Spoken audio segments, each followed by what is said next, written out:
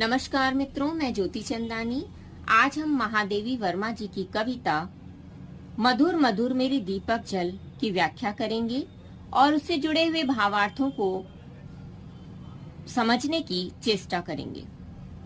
मधुर मधुर मेरी दीपक जल, युग युग प्रतिक्षण प्रतिपल, प्रियतम का पथ आलोकित कर, सौरभ फैला विपुल धूप बन, मृदुल मोम सा घुल रे, मृदुल तन दे प्रकाश का सिंधु अपरिमित, तेरे जीवन का अणुगल गल, पुलक पुलक मेरे दीपक जल।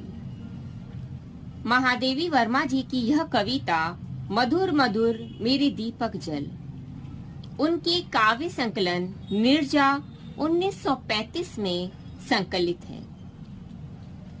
प्रस्तुत कविता में कवित्री उस आस्था रूपी दीपक की जौ को प्रज्वलित कर इस संपूर्ण संसार के स्वार्थ और अंधकार में वातावरण में आस्था की ज्योति के द्वारा प्रकाश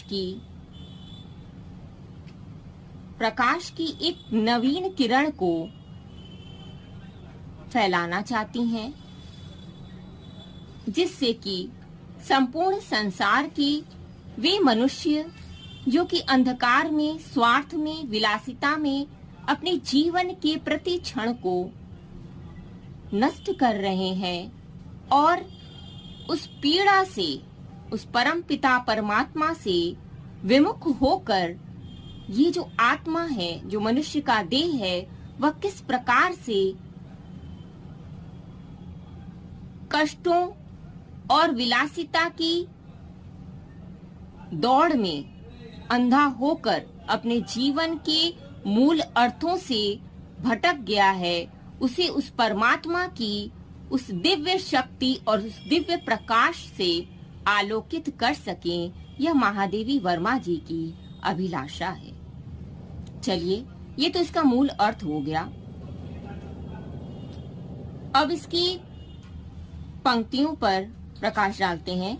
मधुर मधुर मेरे दीपक जल, युग युग प्रतिक्षण प्रतिपल।